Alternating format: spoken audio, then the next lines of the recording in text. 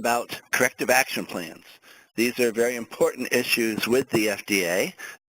I do a lot of consulting regularly with companies on FDA issues, including corrective action, preventive action, particularly in response to 483 citations.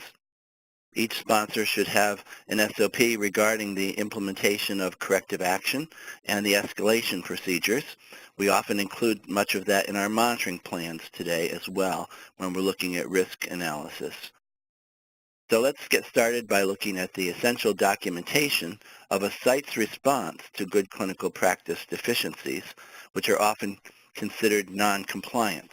The important part here is that we are trying to have our sites not respond to FDA directly, but give us a draft of what it is they're going to send in, response if they should get a 483 citation, just so that we can make sure it's politically correct and that they've encompassed all the detail that FDA would want, as opposed to them going directly with some sort of a response that may not be as politically correct as we would hope it would be and might reflect poorly on a sponsor as well.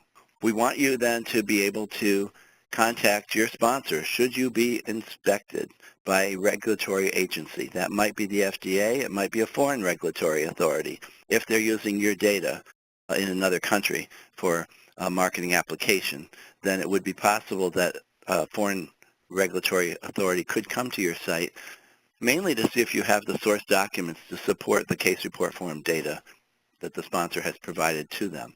We want you to let them know, let the sponsor know, if you do get notification from any regulatory authority that they're coming to your site. The sponsor will look at your file and decide whether or not they might need to come and help you to get ready for the inspection, by the way. That's a good thing to do, just as a preventive measure. And also, if there's anything they can do to help out logistically to get any files that you might be missing or so on. Give me a green check if you've ever been inspected by a regulatory agency, and a red X if you've not. Green check you have. Okay. So chat to me, or chat to all participants. What findings, did they have any findings? And if so, any little detail that you could provide to me that would be okay to give me, just so it might help our discussion today. Did you receive a 483? Hopefully not a warning. But what was the reaction to any inspection you might have had? In just a few words. Just chat it to all participants. Very minor. Okay, very minor, 483. Did you respond to it? Give me a yes or no, I guess, on that one. Chat to all participants. Did you respond? Okay, good. Did you consult with the sponsor before you responded, or did they help you at all in drafting the response? Okay, good.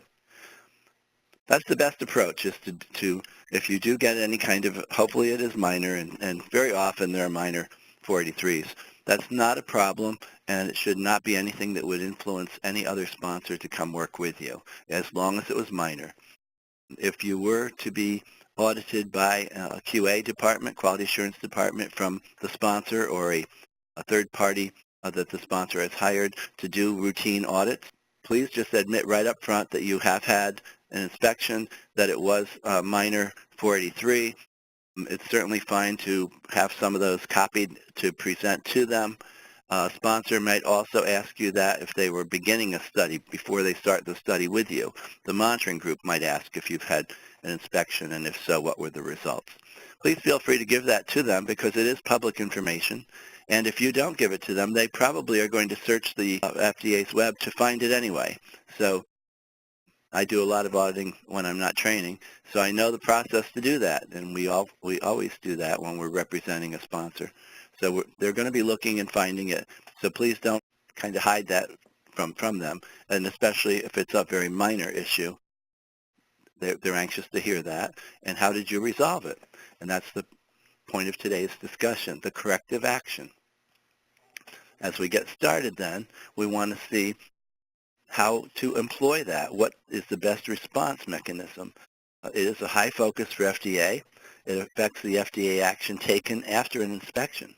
So we'll start by looking at noncompliance at research site.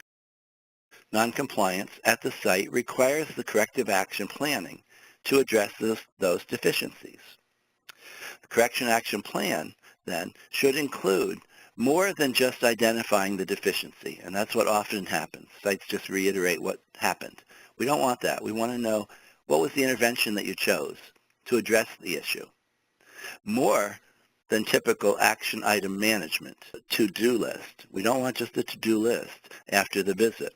That would be the action item that will be on the monitoring visit report. It might be which would go to the sponsor.